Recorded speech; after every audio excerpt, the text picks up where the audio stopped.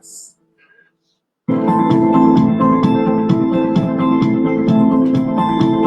Es momento del análisis del acontecer nacional y regional, la vida política, las noticias y el análisis de AFN Político y algo más.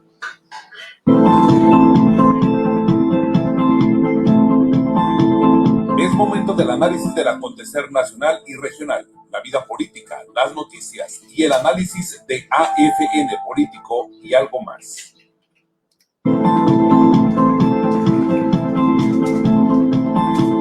Es momento del análisis del acontecer nacional y regional, la vida política, las noticias y el análisis de AFN Político y algo más.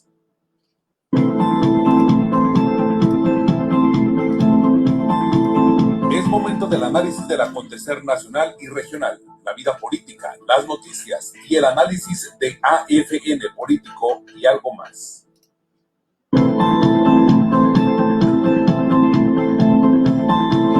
Es momento del análisis del acontecer nacional y regional, la vida política, las noticias y el análisis de AFN Político y algo más. ¿Qué tal? ¿Cómo están todos ustedes? Muy buenos días. Es un placer saludarlos esta mañana, ya de jueves 30 de julio del año 2020. Estamos llegando a todos ustedes a través de la plataforma de YouTube de Agencia Fronteriza de Noticias, de igual manera en la opción de Facebook Live, por supuesto también en el portal noticioso líder en el noroeste del país, que es Agencia Fronteriza de Noticias, en su dirección www.afntijuana.info, en punto de las 3 de la tarde, les recuerdo, en horario diferido. Podrá usted seguirnos en la opción de televisión por cable, canal 73, CNR estatal, esta opción que nos lleva hasta Yuma, Arizona, San Luis, Colorado y lugares circunvecinos. Saludamos con mucho gusto a los amigos que nos sintonizan de manera habitual.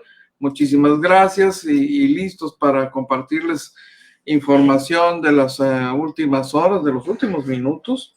Incluso tendríamos que empezar por compartirles el dato de que un oficial de policía, de la policía comercial, un supervisor de la policía comercial en Playas de Rosarito fue asesinado esta madrugada, más o menos al filo de las 5:30 de la mañana.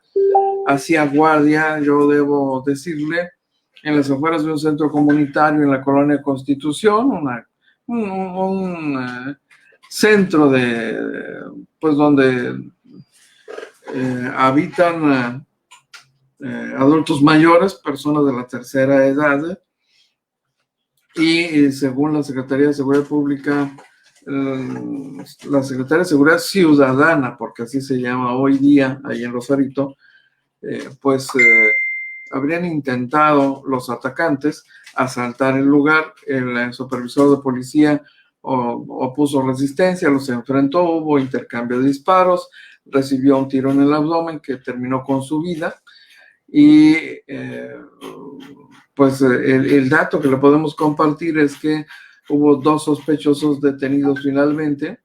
Uno de ellos todavía traía colocada la fornitura que le robó al oficial de policía, ¿no?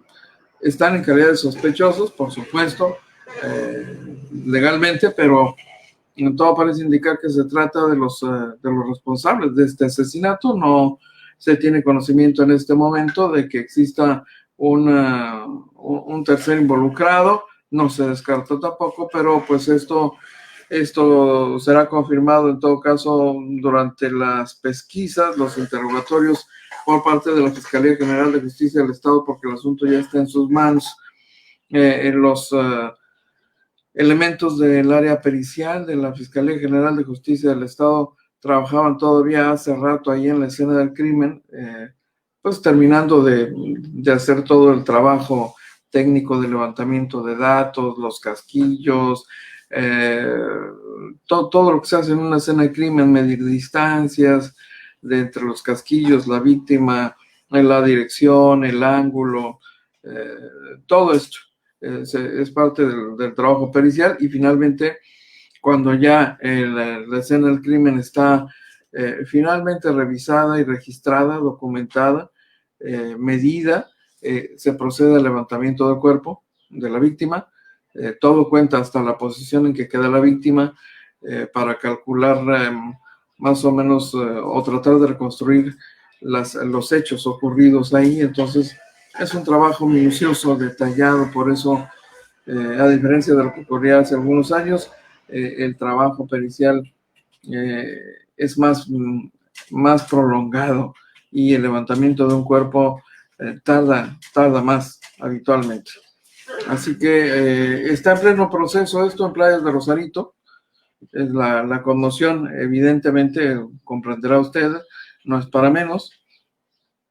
Y ya nos informará la Procuraduría más tarde, la Fiscalía General de Justicia del Estado, algunos pormenores, y esperamos estar en condición de compartírselos tan pronto se produzcan. Aquí en el portal de Agencia Fronteriza de Noticias se lo vamos a compartir, por supuesto. Agradecemos que nos acompañe en este momento Jesús Ariel Corral Estrada en esta transmisión. Muchísimas gracias. De igual manera también están acompañándonos ya en el portal de Agencia Fronteriza de Noticias. Muchísimas gracias, son muy, muy amables, de veras. Mil gracias. Mire, déjeme comentarle, déjeme compartirle un recorrido que hizo el secretario de Salud Pública del Estado en el Hospital General, sobre todo para dar respuesta a los señalamientos y versiones que han estado circulando en redes sociales en el sentido de una falta de medicamentos y de equipos, etcétera, etcétera. Personalmente se presentó en el lugar con el director de la institución para pues acreditar que no hay tal escasez. Efectivamente, falta uno o dos medicamentos por ahí, pero la mayoría de los medicamentos están disponibles.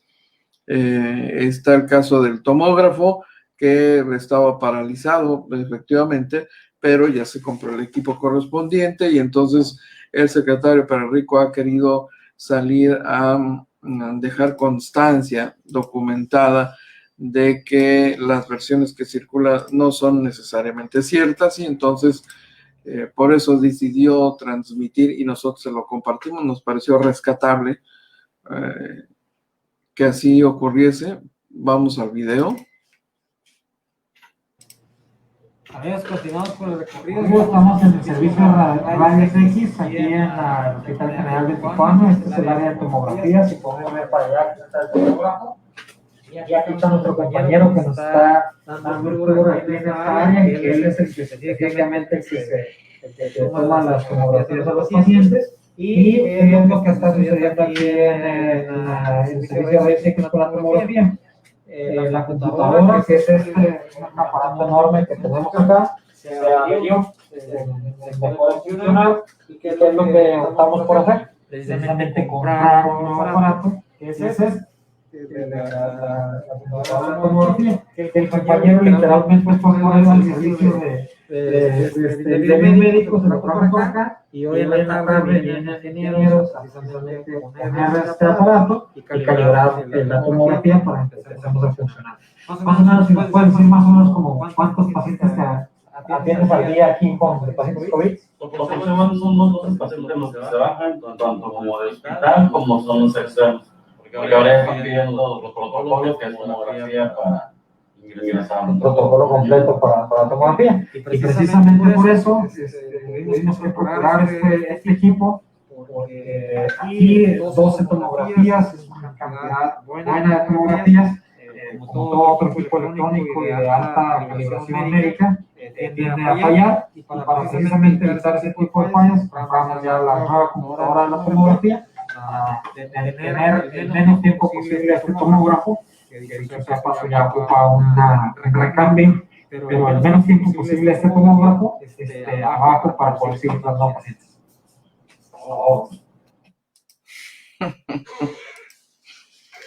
Ese doctor es cosa seria. Bueno, así es. Así es el secretario, lo vio al natural, ¿no? Hombre, caray. Nos están informando aquí de una problemática en Iztecali para el pago de pensionados. Vamos a revisar este tema, por supuesto.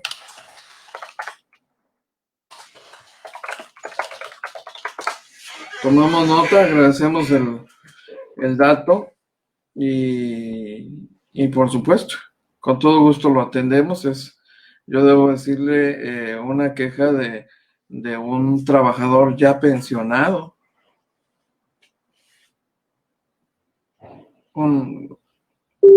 Efectivamente.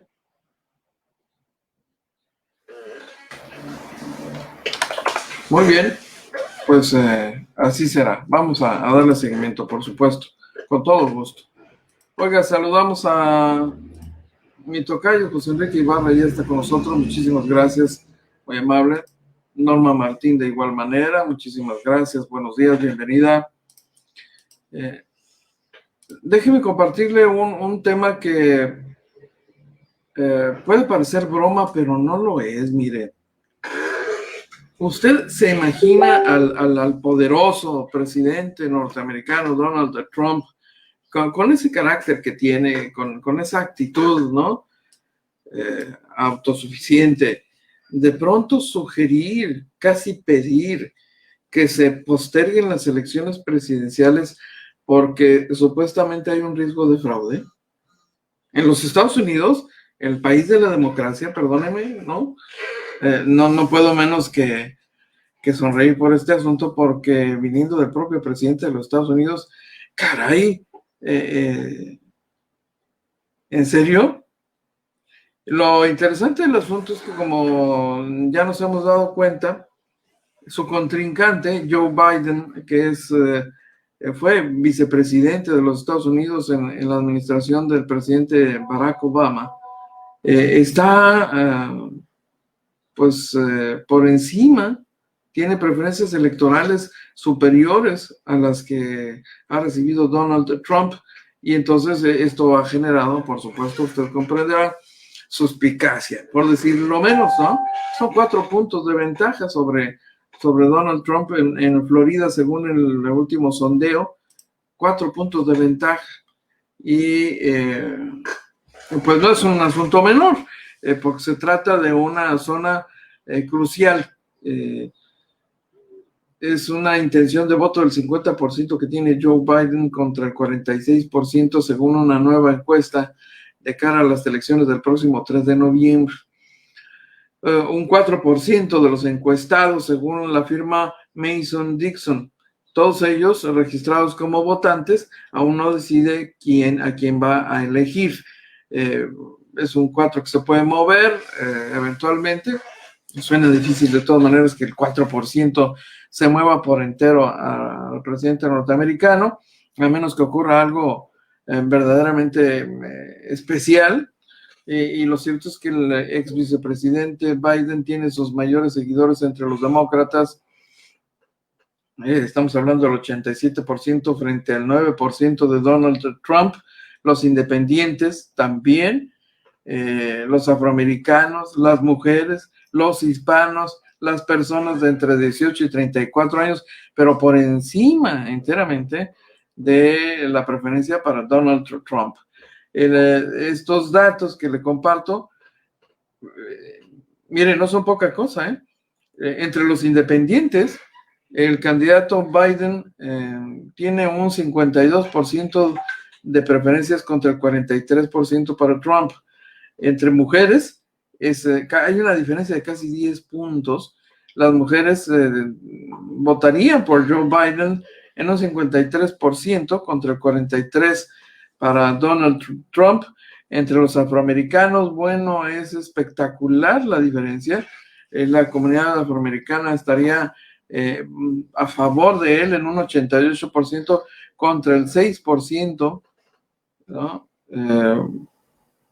Y los hispanos de igual manera también, con un crecimiento importante. Así que Florida es un estado muy codiciado por los 27 votos del colegio electoral que proporciona, y donde los candidatos necesitan esforzarse un poco más porque no hay un patrón de voto fijo. Y entonces le comparto el dato. En 2016, por ejemplo, en el estado de Florida, el ganador fue el republicano Donald Trump, pero 4 años antes fue Barack Obama, el demócrata, finalmente elegido. Entonces, Donald Trump tiene un bastión fuerte en el norte de ese estado, y también lidera en el centro de Florida y el suroeste, pero el demócrata tiene una ventaja en el sector hispano, mayoritariamente hispano, el más populoso. Y entonces, bueno, en esas condiciones la ventaja sigue siendo para Joe Biden. Así que mueve a suspicacia esta pretensión que deslizó el presidente norteamericano a través de su cuenta de Twitter, de su red social, donde hace una pregunta que envía todo un mensaje, ¿no? Escribió el presidente en esta mañana ahí en su cuenta, se pregunta si se puede postergar la elección y si serviría, ¿no? Sugirió retrasar la elección hasta que la gente pueda votar con seguridad y adecuadamente. Y es que el voto por correo no le parece muy seguro, y le parece que sería un terreno muy fértil para cometer fraude electoral. Entonces, imagínense nada más que el presidente de los Estados Unidos hable y tema un posible fraude electoral, y en función de eso esté sugiriendo la posibilidad y o conveniencia de posponerla. Es verdaderamente significativo. ¿Qué cosas, no? Es el proceso de reelección del presidente. Dijo el presidente en su breve mensaje en Twitter: con el sistema universal de voto por correo, no el voto para los ausentes, que va bien, las de 2020 serán las elecciones más fraudulentas e imprecisas de la historia. Sería una gran vergüenza para Estados Unidos. ¿Aplazamos las elecciones hasta que las personas puedan votar de forma adecuada y segura?, preguntó el presidente. Y subrayan además, ¿no?, la parte de su mensaje donde dice que las elecciones de 2020 serán las más imprecisas, así en letras en mayúsculas, imprecisas y fraudulentas, ¿no? Así, y hasta resaltado en color negrito. Pues eso ocurre en el proceso que está viviendo los Estados Unidos para reelegir, para decidir si reelige a Donald Trump o le da la oportunidad al demócrata Joe Biden, que, dicho sea de paso, generó una buena imagen durante su trayecto por esa vicepresidencia. Entonces, además muy popular en su desempeño como vicepresidente de los Estados Unidos, por su perfil personal, ¿no? Oiga, muy bien, muchísimas gracias.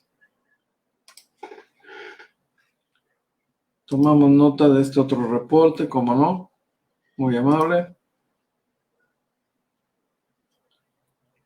Y le quiero compartir otra información de orden nacional que tiene que ver con una historia verdaderamente estrujante, si lo podemos ver así. Se trata del caso de un médico que estuvo atendiendo pacientes de COVID, pero hasta el cansancio, hasta el agotamiento, sacrificando a su familia, como muchísimos o la mayoría de los médicos que han estado dando la pelea en los hospitales de este país. Y finalmente, un médico allá en Chiapas, le quiero decir, que sobre el cual no había queja alguna, es el doctor Gerardo Vicente Grajales Yuca, un hombre que constantemente estuvo atendiendo pacientes directamente y hasta el punto del agotamiento. Ya en los últimos días prácticamente solo dormía 2 o 3 horas por día, para preocupación de su familia, puede usted imaginar, ¿no? Su esposa María Fernanda Ochoa, que ya pues no lo veían en casa, tuvieron que idear algún mecanismo, un protocolo sanitario específicamente para poder entrar a su casa y tener la posibilidad de abrazar a su bebé, que era lo que más le pegaba. La imposibilidad de poder hacer eso con su niño era lo que más le afectaba emocionalmente al médico, a Gerardo Vicente Grajales. Bueno, idearon eso porque en su casa lo necesitaba su familia, y estaba poco tiempo y salía corriendo al hospital de especialidades llamado Vida Mejor del Instituto de Seguridad Social de los Trabajadores del Estado de Chiapas. Es un médico urgenciólogo, prácticamente vivía ahí para poder atender a los pacientes, y entonces en una de esas le llaman para decirle que urgía que saliera a atender a un paciente, y cuando sale, pues lo detienen elementos de la Fiscalía General de Justicia del Estado. Estaba descansando este viernes, y justo cuando sale de la casa, elementos de la Fiscalía lo detuvieron, lo trasladaron a prisión. En menos de una hora, miren nada más, pasó de cuidar a sus pacientes en el hospital a ser acusado de abuso de autoridad y hasta acoso sexual. ¿Cómo fue eso? Resulta que el médico tuvo entre sus últimos pacientes nada más y nada menos que a un hombre que fue presidente municipal por el PRI, luego fue 3 veces diputado local por el PAN y también por el Partido Verde Ecologista, y fungía recientemente como dirigente estatal del partido Podemos Mover a Chiapas. El hombre falleció por COVID, según la carpeta de investigación. Este paciente estuvo bajo el cuidado del médico Grajales Yuca. El 21 de junio fue internado con insuficiencia respiratoria. Se le aplicó la prueba en un hospital privado 4 días después de haber presentado los síntomas. Fue dado de alta el día 25 y lo reingresan al día siguiente para conducirlo a la unidad de cuidados intensivos. El médico mantenía contacto con la familia vía WhatsApp y también en su oficina. Ahí eran atendidos. Y entonces dice la familia, particularmente la hija, que fue la que presentó la denuncia, que el médico les pidió comprar medicamentos e insumos que iban de los 1,700 a los 42,000 pesos, y que en algún momento Grajales, el doctor, les pidió otro fármaco y les ofreció aplicarlo, pero les dijo que después se lo repusieran. La hija del paciente dice que el médico incluso la había mirado de una manera que le incomodó. Nos dijo el doctor Yuca que el estado de salud de mi padre se había complicado y que por cualquier situación nos teníamos que preparar con medicamentos para la intubación y coma inducido. Ese mismo día nos entregó recetas para que compráramos las medicinas, haciéndonos la aclaración de que nos estaba pidiendo el medicamento debido a que en todo el país había escasez y que en el hospital no lo tenían, según la declaración de esta mujer ahí en la carpeta de investigación. Y luego la fiscalía da a conocer, toma usted nota de este detalle, ¿no? Da a conocer la detención del médico en un boletín de prensa en el que informa que aprendió al doctor, publica una fotografía suya con la leyenda "Cero impunidad", ¿no? Y señaló que la detención se dio, entre comillas, textual, en el marco del combate frontal a los actos de corrupción. Después de esto, la comunidad médica, particularmente la del hospital, prácticamente se levanta en armas. La esposa ni se diga. Dijo la esposa: mi esposo hablaba mucho del señor, no encontraba cómo ayudarlo, pero estaban trabajando en el caso. La hija que ahora lo denuncia estaba muy agradecida, dijo la la señora Fernanda Ochoa, que es la esposa de este médico, hoy, por supuesto, se declara sorprendida del trato que recibe su marido, no solo por lo que implica para su reputación el hecho de que se le acuse de corrupción y abuso, sino porque su esposo, además, Gerardo Vicente, el médico, es hipertenso y en el momento de la detención no tenía sus medicamentos a la mano. Fue, dijo la esposa del doctor, sorprendente. Al principio no lo creí, solo porque él me lo dijo. Gerardo es una persona tranquila, nunca se mete en problemas. Tal vez yo no esperaba un premio por todo lo que hacía después de todo lo que hizo, el tiempo que perdió de estar con nosotros, su familia, pero que le paguen de esa forma y lo señalen, él no se merece que le hagan esto. Dijo la esposa de este médico que pues claramente está demandando justicia, como le están haciendo integrantes del del gremio médico en esa comunidad, que han estado haciendo plantones con pancartas y grandes lonas pidiendo justicia y haciendo patente su respaldo a la trayectoria y el comportamiento del doctor Gerardo Vicente Grajales, quien tuvo el infortunio de que se atravesara entre sus clientes, bueno, entre sus pacientes, porque no eran clientes, eran pacientes del hospital, pues nada más y nada menos que el dirigente estatal de un partido. O sea, se amoló la patria, ¿no? Imagínense nada más, eso huele así como a revancha, manejo político. Bueno, pues así están las cosas. Y mientras tanto, el doctor Grajales Yuca está en prisión, después de todas esas larguísimas jornadas de atención a pacientes de COVID. Qué cosas, de veras, qué cosas. Oiga, déjenme ustedes saludar también a don Gustavo Alfonso Jiménez Pensado, que ya está aquí con nosotros, Antonio Carpio, Joe Biden y Donald Trump, tan bueno el Pinto como el Colorado, dice Antonio Carpio. Política de los vecinos, Antonio Carpio, ¿no? Por supuesto. Luli Hernández también nos acompaña hoy. Muchísimas gracias. Muy amable. Saludos. Gracias, de veras. Mire, déjeme compartirle otro asunto que tiene que ver con el señor Lozoya, perdón, Emilio L., ¿no? Emilio RL, como ha pedido que lo llamen, pues, para proteger su identidad, ¿no? Esto, perdóneme, pero suena a vacilada, pero bueno, pues así es, ¿no? Finalmente. Imagine usted que don Emilio Lozoya participó en actos de corrupción como los que se han venido describiendo y actos que estarían eventualmente conduciendo a prisión a personajes muy influyentes de la vida política de este país. Y sin embargo, pues sucede que va a tener toda la posibilidad de no pisar la cárcel, porque se decide acogerse al beneficio, a un beneficio que establece la ley en ese sentido, a cambio de, ahora sí que como luego se dice,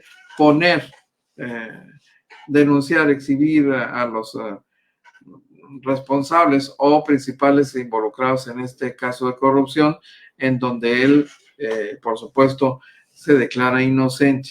Este hombre, que va a estar todavía 2 o 3 días más en el hospital, y en uno de los hospitales más caros, con un brazalete electrónico para rastrearlo y determinar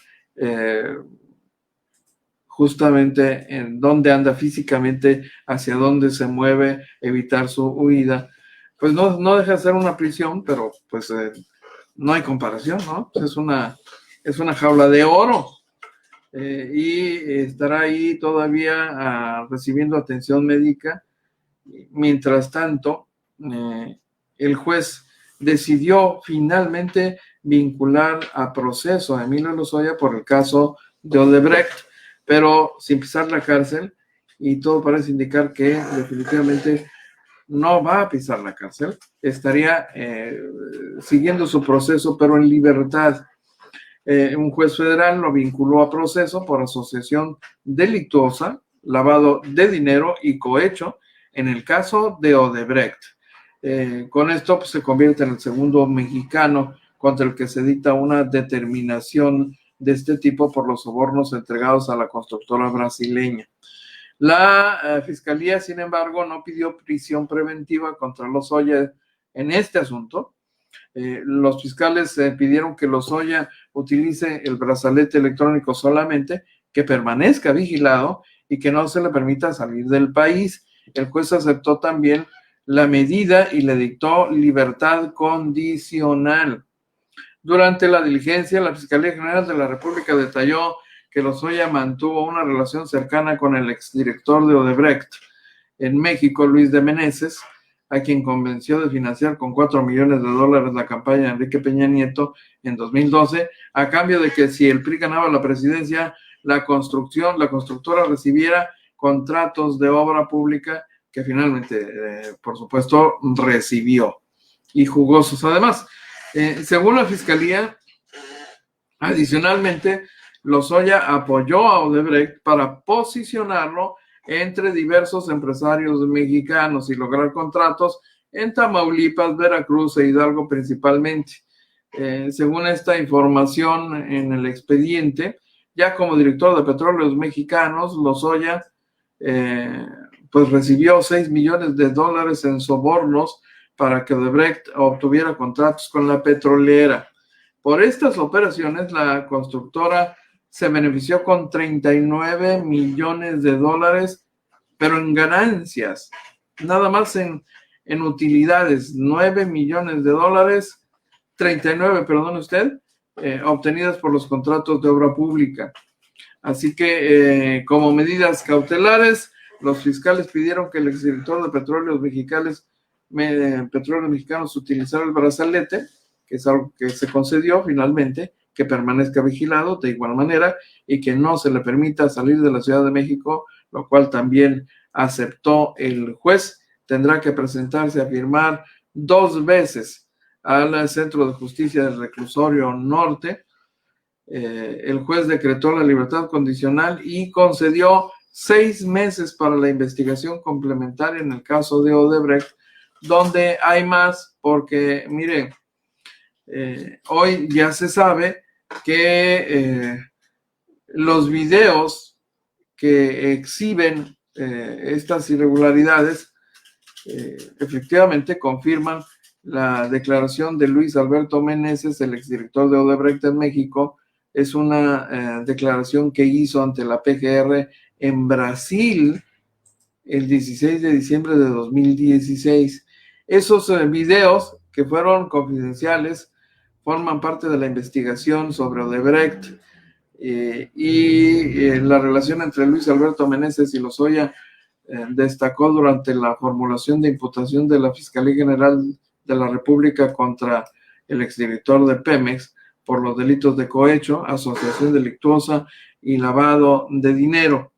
El señor Luis Alberto Meneses señaló que en 2012 el exdirector le planteó contribuir con algo por todo el apoyo que había recibido, que había dado desde el año 2009 para que él se pudiera posicionar dentro del comité de campaña presidencial del candidato que lideraba las encuestas, que es Enrique Peña Nieto, y que por cierto se dijo sorprendido del grado de influencia que tenía en el comité de campaña Emilio Lozoya, justamente.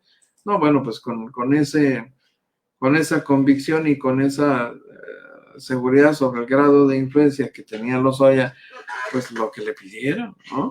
Y efectivamente habrían entregado el dinero que se les estuvo pidiendo, un trabajo que en su momento, por cierto, también fueron difundidas desde 2017, había ya esos indicios. Ese video, esa grabación salió finalmente a relucir, estaba en carácter de confidencial y confirma pues tan solo parte de la trama y la participación de una figura importante por parte de la empresa constructora brasileña Odebrecht, que ha sido el centro de un escándalo en toda Latinoamérica. Bueno, en Estados Unidos ni se diga, por supuesto que sí. Erla, sí, así se llama hoy, ¿no? Emilio Lozoya. Erla, por aquello de Emilio Ricardo Lozoya. Austin. Luis Pablo Esparza, saludos. Un placer, desde luego. Mi tocayo José Enrique Ibarra, prisión preventiva en casa. Si el señor huyó y lo tuvieron que extraditar, solo en México pasa esto, no cabe duda que hay niveles. No, bueno, siempre hay niveles. Siempre hay niveles. Por supuesto. No se trate de un pelagatos, con perdón de los pelagatos, ¿no? De un ciudadano ordinario, sin poder, para que esa diferencia de niveles quede manifiesta. Creo que ya nos queda claro eso, sí, ¿verdad? Por supuesto. Él puede seguir su proceso los próximos 6 meses en libertad condicional, que es finalmente lo que decretó el juez. Solo tiene que ir a firmar ahí unas cuantas veces para que la autoridad sepa que el detenido no ha huido, que está en la Ciudad de México y que está disponible para cualquier otra diligencia que se requiera para llamarlo a comparecer. Don Saúl Vega, buenos días. Un placer. Bienvenido. Muchísimas gracias. ¿A quién más tenemos por aquí? Jesús Ariel Corral Estrada, ya, efectivamente, ya lo había saludado. Muchísimas gracias. Muy amable. Así las cosas con el caso Lozoya. Oiga, esto está interesante. Bueno, la declaración suena simpática, yo debo decirle, ¿no? Dice el presidente López Obrador que habrá medicinas buenas y baratas, como papitas y refrescos, ¿no? El presidente López Obrador celebró la decisión del Congreso de la Unión, que se produjo en las últimas horas, para la compra de vacunas, medicamentos y equipos médicos en el extranjero, lo que a su juicio significa el fin del monopolio de empresas que tenían el control nacional para pues terminar el desabasto y disponer de medicinas baratas y de calidad, igual que se dispone de mercancías como las papitas y los refrescos. O sea, así de fácil, cero desabasto, que es básicamente la intención. Dice el mandatario que el día de mañana se informará sobre la creación de una distribuidora de medicamentos, equipos y vacunas del Estado mexicano para llevar estos medicamentos a todos los pueblos del país, así como se distribuyen las mercancías, porque es inaceptable que se distribuyan los refrescos embotellados, las papitas en todo el territorio nacional y que no lleguen las medicinas a los pueblos. Vamos a celebrar, dijo, mañana un convenio con la ONU para comprar medicamentos, vacunas y equipos en el mundo, donde se obtengan las mejores condiciones en cuanto a calidad y precio. Esto va a ayudar a que resolvamos el problema de abasto, o desabasto, pues, es lo que dijo el presidente López Obrador en la mañanera, sobre un tema muy sensible, porque hay sectores particularmente afectados por el desabasto, particularmente los enfermos de cáncer, los niños, ¿no? Los pacientes pediátricos oncológicos, y adelantó el presidente de la República que el presidente de ese organismo será David León, actual coordinador de Protección Civil Nacional, el director de dicha empresa, la cual iniciará operaciones el 15 de agosto próximo. Así será él, y con la firma con la ONU se anexará un primer pedido a laboratorios del mundo, incluido, pues, por supuesto, los laboratorios en México, para lograr este fin de garantizar el mejor sistema de salud pública en el mundo. Eso dijo el presidente López Obrador.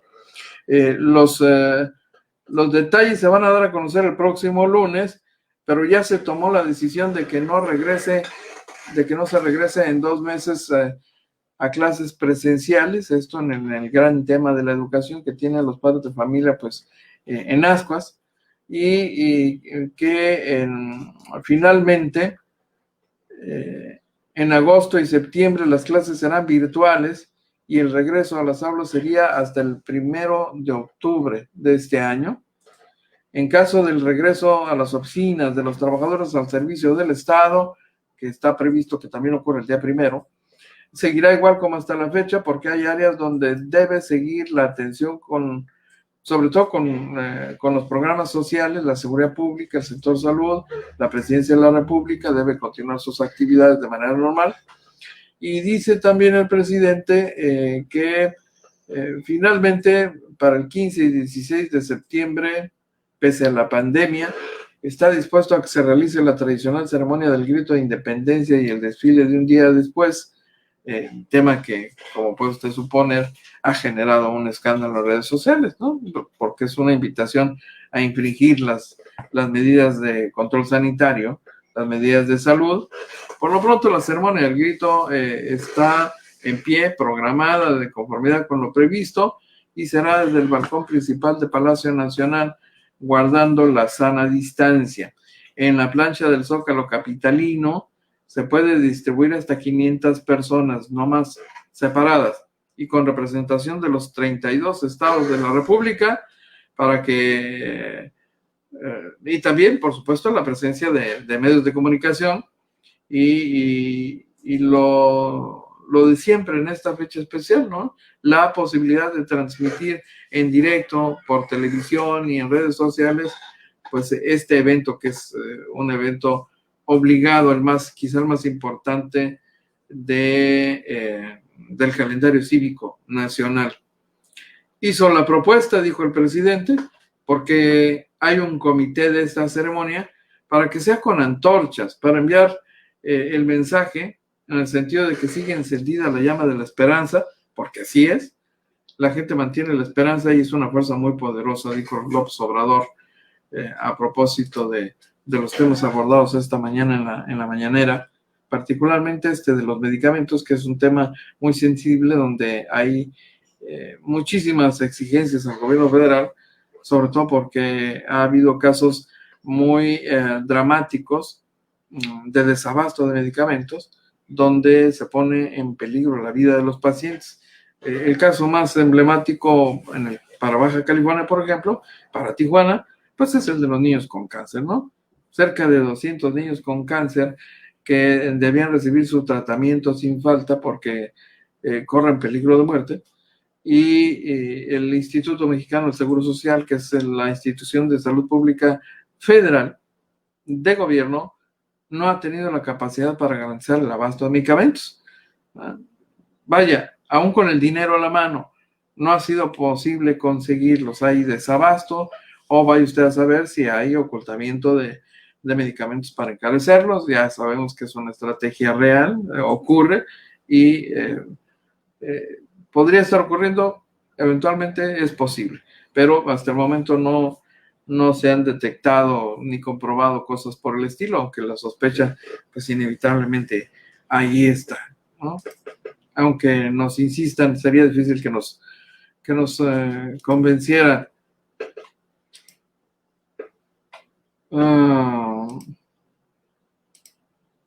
¿Qué dice mi tocayo?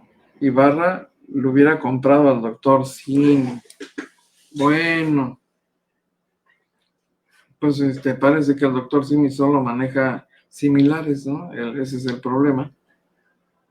Y las medicinas de patente pueden hacer una diferencia en el tratamiento, particularmente de ciertas enfermedades graves, porque son medicamentos ya muy, muy analizados, tienen un contenido que es el que, a juzgar por los médicos tratantes, es el más indicado, y aplicarles medicamentos que tal vez no contengan la misma calidad de elementos, de ingredientes, pudiera resultar en detrimento del paciente. Así que es un tema complicado, es un tema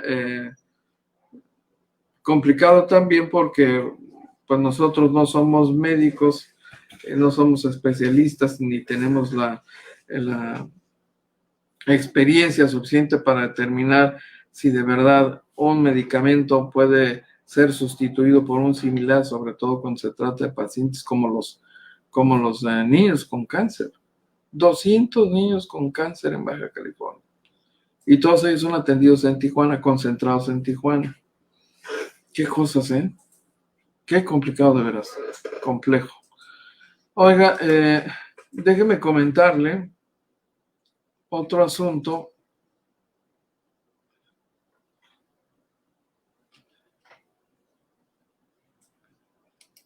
Este otro apunte relacionado con Emilio Lozoya. El presidente de la República dice que Lozoya va a dar a conocer la lista de los legisladores que recibieron sobornos para avalar la reforma energética. Todos van a salir a relucir aparentemente, sobre todo políticos de los partidos conservadores, dijo el presidente.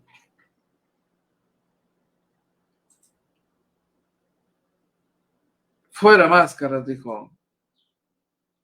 Lo importante es ver quiénes fueron los que recibieron el dinero y además las pruebas que se tienen que presentar sobre este caso. Así que, no, hombre, de por sí ya lo quieren colgar del palo más alto a Emilio Lozoya, se le han ido enfrente encima dirigentes de partidos políticos diversos,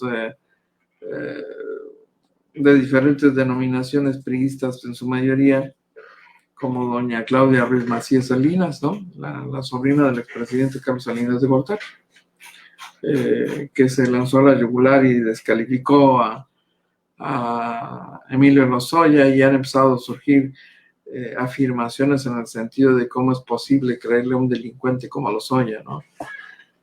Hoy es un delincuente, miren nada más cómo cambian las cosas. Jamás escuchamos que tiempo atrás doña Claudia,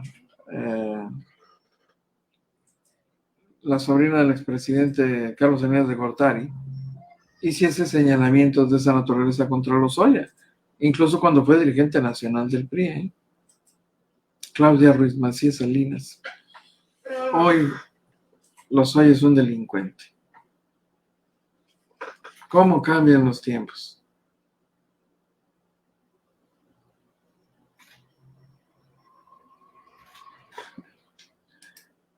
Por cierto que salió en las últimas horas, le comento, a la luz pública el abogado defensor del exgobernador de Chihuahua, César Duarte, que debe ser extraditado si las cosas no fallan y el diablo no mete la cola, debe ser extraditado para enfrentar casos de corrupción durante su ejercicio como gobernador. De hecho, hoy, mire, los abogados del señor Duarte van a solicitar una audiencia en Miami, que fue donde se le detuvo, y van a pedir la libertad bajo fianza, porque el argumento es que Duarte corre peligro si es enviado de regreso a México. Y bajo esta lógica, la petición al juez norteamericano es que evite la extradición, que impida, que no apruebe la extradición. El enfoque de la administración del panista Javier Corral, dijeron los abogados, ha sido buscar la extradición de Duarte durante los últimos 3 años para distraer del mal desempeño de Corral y mejorar su carrera política, incluso mientras busca la presidencia de la República. Eso es un planteamiento que hicieron público en un documento al compartir el posicionamiento. Estamos hablando de un documento de 25 páginas que contiene todos estos argumentos y que fueron entregados al juez, pues para convencerlo de que el exgobernador no es un fugitivo, había solicitado asilo político, por eso estaba en Estados Unidos en calidad de asilado político, y debe dársele trato de persona no fugitiva porque no se estaba escondiendo. Eso dicen los defensores, ¿no? Y también dijeron finalmente que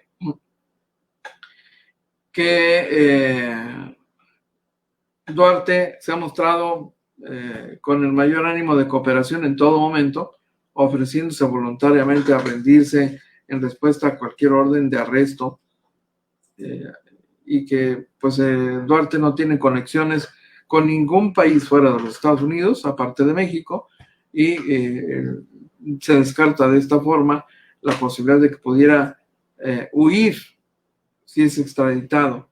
Lo que sí es un hecho es que su vida correría peligro si regresa a Chihuahua. ¿Qué cosas,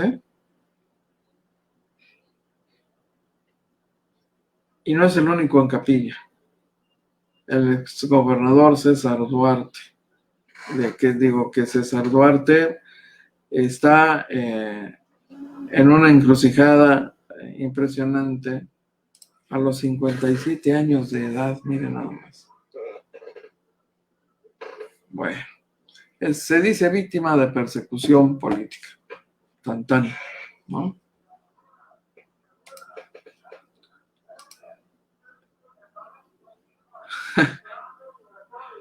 A precio de papitas y refrescos.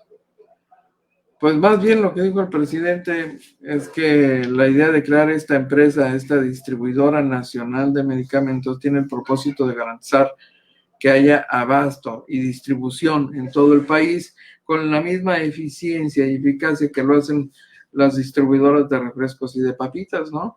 Que tienen una estructura de distribución tan efectiva que los refrescos embotellados y las papitas los va a encontrar en cualquier lugar de este país. Bueno, así de eficiente desea que sea la distribución de medicamentos para todo el país, ¿no? Veremos y diremos. Los precios es otra cosa, por supuesto, ¿no? Pero aparentemente con esto se estaría rompiendo el monopolio en la distribución y abasto de medicamentos al país, que es un tema que ya había señalado desde hace mucho tiempo, prácticamente desde la campaña misma, como uno de los rubros que le interesaba modificar sustancialmente, en parte para resolver no solo la corrupción en el sector salud, sino como parte de la misma, esta otra vertiente, que es el acaparamiento de medicamentos, la corrupción de por medio en la compra de medicamentos con ciertos laboratorios o distribuidores, porque finalmente se trata de empresas distribuidoras en las que fueron señaladas como beneficiarios algunos políticos priistas y panistas. Entonces, en su momento usted seguramente recordará que le compartimos aquí esa lista concretamente, políticos muy conocidos del PRI nacional, que tenían negocios de distribución de medicamentos y eran ellos los beneficiarios con los contratos, ¿no? Eran los intermediarios. O sea, los laboratorios venden a mayoristas, a distribuidores, etcétera. Bueno, pues la lista incluía a políticos de primer nivel, priistas y panistas. Entonces, ese era uno de los objetivos que estaba en la lista del presidente López Obrador desde los días de campaña. Así que esta decisión para tratar de resolver el tema del desabasto, sin embargo, pues ha ocasionado dolor de cabeza porque ha complicado, ha recrudecido el desabasto de medicinas y en estos momentos, por ejemplo, de pandemia, donde una serie de medicamentos han tenido muchísima demanda, bueno, pues en condiciones normales, cualquier sobredemanda de un medicamento provoca encarecimiento en automático y hasta escasez incluso ficticia provocada para encarecer los medicamentos, pues ya puede usted ir haciendo sus cálculos, ¿no? Oiga, otro dato que le comparto, dice la autoridad estatal de Baja California que pues estamos a un día del vencimiento del plazo para la revalidación de placas 2020 y ¿sabe qué? A un día de ese vencimiento, apenas el 44% del padrón vehicular de Tijuana ha hecho su trámite, según lo que declaró Adrián Mejía Heredia, recaudador de rentas del gobierno del estado en esta ciudad. El funcionario dice que continúan los fraudes por personas ajenas a la dependencia que utilizan las redes sociales para estafar ciudadanos con el engaño que pueden agilizar sus trámites o regularizar los vehículos. Adrián Mejía recordó que en Tijuana existe un padrón vehicular superior a los 490,000 autos, de los cuales solo 200,000 propietarios han realizado el pago de la revalidación, es decir, apenas el 44%. Dice que por el tema de la emergencia sanitaria, el gobernador del estado hasta en 2 ocasiones autorizó una prórroga para el trámite y el pago de revalidación. Sin embargo, pues a un día debe ser este plazo, ni siquiera el 50% de los ciudadanos ha hecho su tributación. ¿Es usted uno de ellos? Pues apenas tendría tiempo de aprovechar cualquier beneficio para, pues por lo pronto el beneficio de no tener que pagar extemporáneamente su revalidación, ¿no? A propósito de fraudes, le quiero compartir un dato simpático, interesante. Norma Martín dice, no hay lana. ¿Qué le puedo decir? Frente a ese argumento, mejor me callo, ¿no? Efectivamente, no hay lana. No hay. Antonio Carpio, varios papás en Tijuana no dejaban a sus hijos comer los desayunos escolares. Muchos niños se enfermaron del estómago. También es cierto. También es cierto de algo de esto, por supuesto. Sí, por los desayunos comprados, vendidos ahí, ¿no? Los desayunos escolares. Hubo alguno que otro caso, sí, efectivamente. En fin, oiga, le quiero compartir antes de irnos que como le habíamos informado en su momento, pues al director del Instituto de la Vivienda del Estado, Marco Blasquez Salinas, le habían robado su teléfono y que a raíz de esto le habían hackeado sus cuentas de Facebook y de WhatsApp. Entonces, pues ahí quedó como un dato pendiente, un asunto pendiente, ¿no? Por lo visto ya no recuperó ni el equipo ni el control de sus cuentas de WhatsApp y Facebook.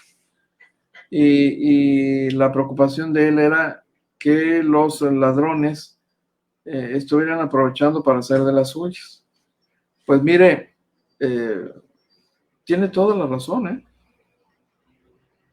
Los delincuentes siguen en posesión del equipo y siguen utilizando las cuentas del ex senador Blasquez para extorsionar gente, para cometer fraude. Me llamaron para pedirme dinero a nombre de él, del ex senador, ¿no? Propongo al CEO de Sabritas para que encabece este esfuerzo institucional.